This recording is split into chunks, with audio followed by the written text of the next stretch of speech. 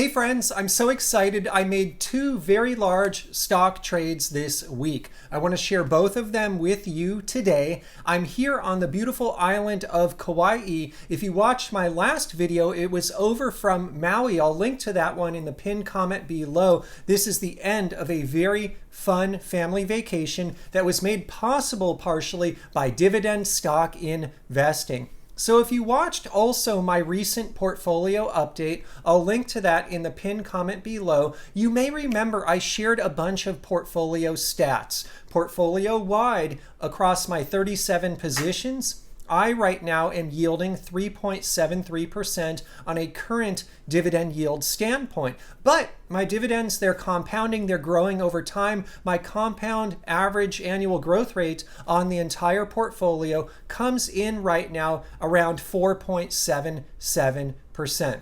Now, you may remember when I filmed that video, I shared with all of you that I thought I could do better. I thought not only could I have a higher starting kind of average yield across the portfolio, but also I believed that I could have a higher dividend CAGR, compound annual growth rate. And so I started thinking, because if you've been following me a while, I assembled my 37 position portfolio over the decades on really a bottoms up, company by company, fundamental analysis basis.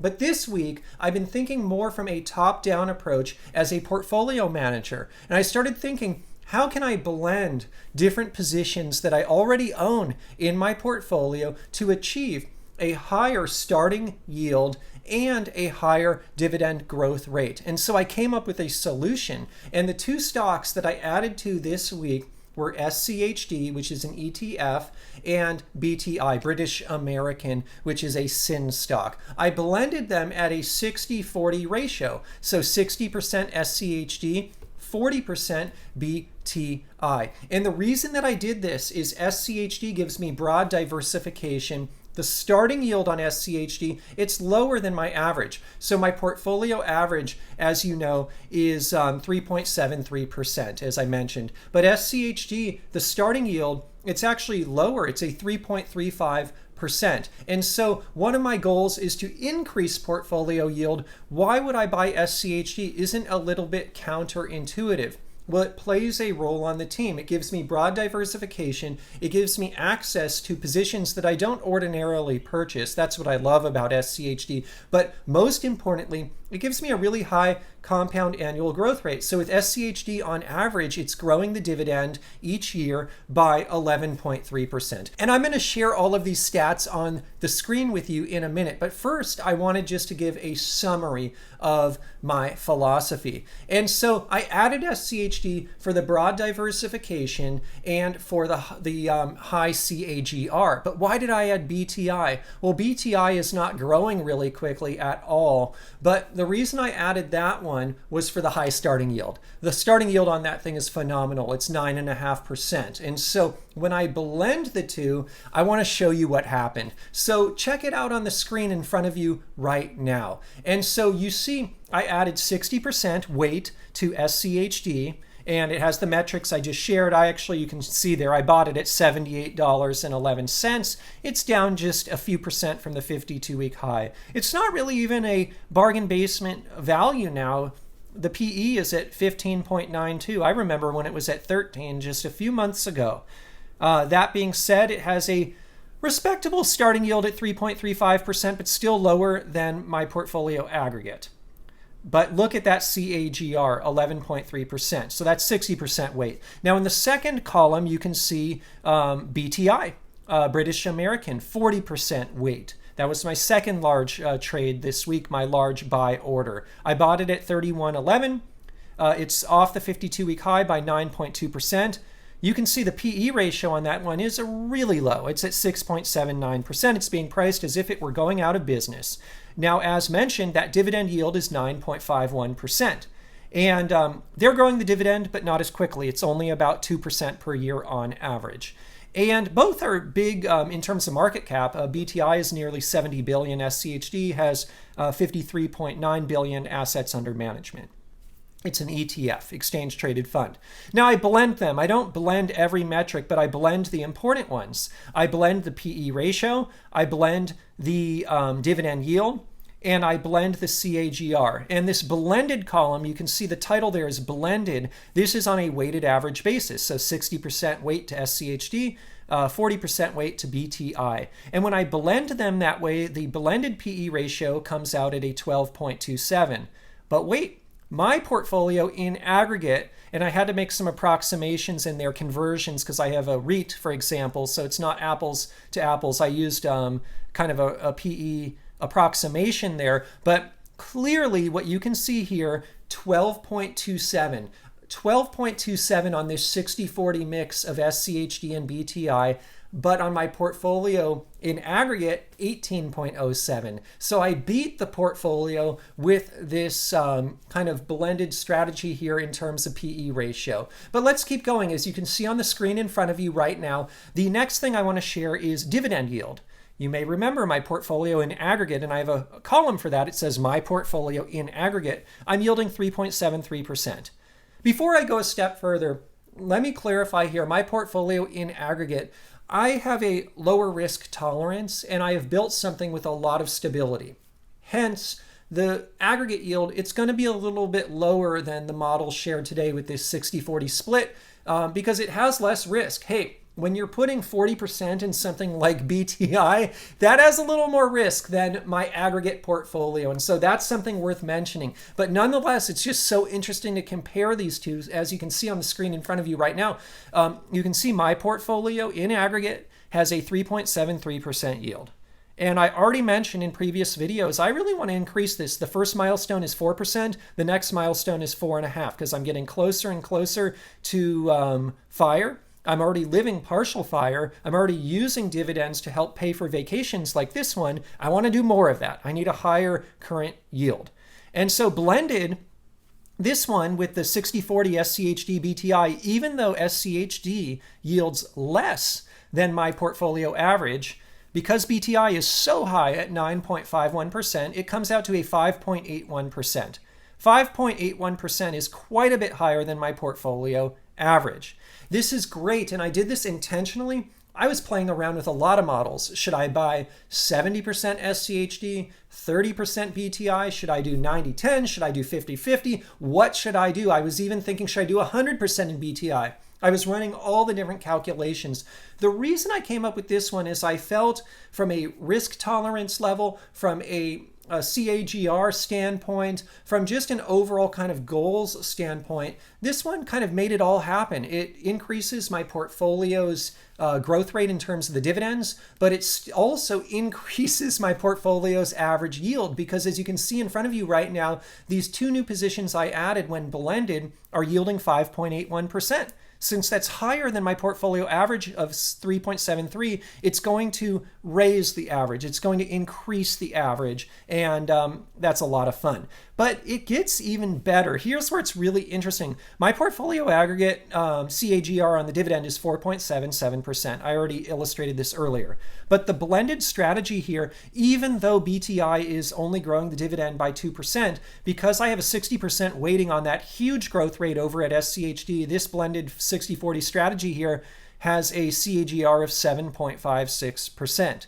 And so one of my key takeaways here is, yes, this has a lot more risk than my overall portfolio. Of course, it's 40% weighting on BTI. That is not something I would do on a portfolio-wide level. But on this single trade, or two trades, this paired trade, if you will, I was able to achieve something by thinking top down as a portfolio manager, just in aggregate, thinking about these scenarios. I was able to do something really interesting. I was able to reach several of my goals. I was able to diversify the portfolio because SCHD has access to a lot of positions I don't own on a one-by-one basis. It gave me a higher CAGR than my portfolio, so it's increasing my portfolio's growth rate on the dividends.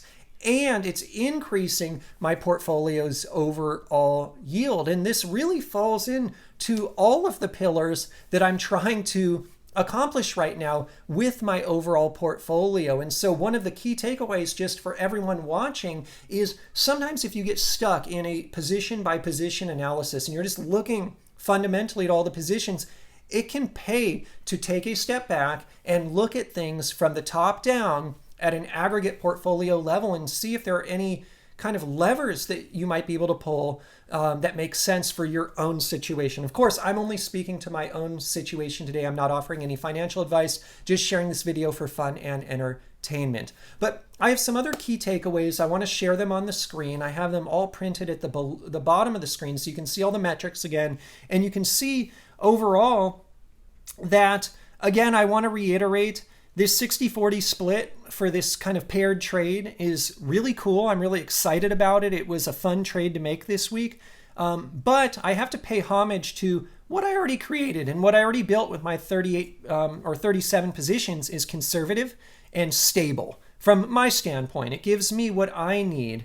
But as I'm adding new capital to the portfolio, I'm willing to make kind of paired trades like this to really accomplish all of my goals at once. What I would also say is this comparison, kind of this analysis, this real world trades that I made, it confirms my suspicion. And so this is something for all of you at home. When you're looking at your portfolios in aggregate, like I did a few weeks ago, I'll link to that video again in the pinned comment. Sometimes you will have a suspicion or a hunch. My hunch at that time was, Ian, your portfolio in aggregate looks like the yield is a little lower than it should be, and the CAGR is a little lower than it should be. If you had a yield, put another way, my 3.73% yield should get a much higher CAGR. Or by contrast, if my CAGR is only 4.77%, the starting yield, the portfolio-wide yield, should be higher. Or I should be able to improve both of them. That was my hunch at the time. And I kind of followed up on that, and that's why I did the trades the way I did this week, because yeah, I think I can increase my yield on the portfolio and I can increase my CAGR. And now the trades I made were probably higher risk. They carried a higher risk than the underlying portfolio, but because I'm starting with a big base that diversifies my risk, I felt okay with that. I felt okay taking 40% of the funds deployed this week and putting them into BTI. Some of my other takeaways, as you can see at the bottom of the screen there, are just, boy, remember, a bottom-up kind of stock picker strategy works, but also it must be paired with aggregate level portfolio management, and that can enhance value. I also like the idea of anchoring a portfolio with SCHD and then boosting it with higher yielders like BTI. Now, 60-40 SCHD BTI is quite risky, but what if instead of BTI, I layered in a bunch of different high yielders like closed-end funds, covered call ETFs, REITs, business development companies, so on and so forth. That's another way of looking at it. Maybe that is just a dividend strategy in its own. It's not the dividend strategy probably for me, but it's the type of strategy I'm thinking of right now to enhance value upon what I've already built. I think there's always opportunity to improve. The analysis today shows, hey, there's opportunity to improve upon what I've already built. And one thing worth mentioning, I am not sure SCHD's CAGR will remain this high. That's a really key point. If SCHD's CAGR does not remain as high as it has, the expectations I have of the trades I made this week, they'll be different. At least I still accomplished diversification and I accomplished a really high kind of portfolio yield boost to everything. But that would be the one thing I'm a little bit skeptical upon is, hey, can SCHD keep up that 11+% CAGR over the years? I don't know. I think CAGRs in general are coming down. That being said, I still think SCHD can offer a CAGR that's higher than my overall portfolio. And I think the blended 60-40, probably even in a bad situation, even with BTI's low CAGR, I think it could at least match my portfolio-wide 4.77. So as I said, I think I can still, through this trade, get the higher boost in the yield and broad diversification, because one of my goals is to make SCHD a top 5 core position over time. It's going to take some time. Anyway, I hope you enjoyed the video today. If you did, please go ahead and click the like button. It means the world to me. It's one of the best ways you can thank me. And also, please don't forget to subscribe. I'm looking to build my subscribers base. I've had a long-standing goal of 100,000 subscribers, and I'm getting closer and closer. And so if you subscribe, it really means the world. And it encourages me to produce even more videos like this. I can't wait to see you in the comments below. Aloha from the beautiful island of Kauai. I hope you enjoyed some of the scenic photos I placed throughout the video today as editing it. Just some fun times from our vacation. This is the first time as a family we've gone to Kauai. We usually go to Maui, and so this was a nice kind of addition to our vacation, and we really enjoy it here. It's a beautiful island. And so anyway, before I go, in terms of full disclosure, I am long the positions mentioned today. I'm long SCHD. I'm long British American, ticker BTI. I'm also long treasuries. In terms of a disclaimer, today's video, it's not investment advice. I'm not a licensed investment advisor. Today's video, it's just for your fun and entertainment. Before you go out and invest in the stock market or anywhere else, please consult your licensed financial advisor first. It's possible to lose money in the stock market. I'm just sharing my personal journey, which is very specific to my own situation, which is probably different than others out there watching today. All right, everyone, I'm going to see you in the comments below, and I'll see you in the next dividend stock investing video.